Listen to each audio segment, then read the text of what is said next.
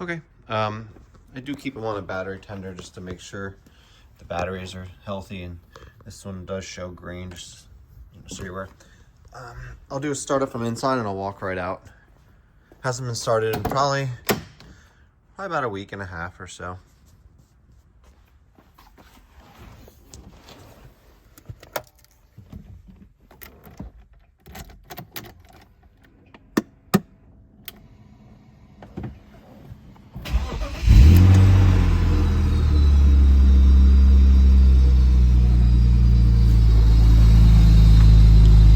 Want to show there's no smoke at startup. You would obviously see it out here. I'll take another one. I'll pop the hood and take one underneath the hood.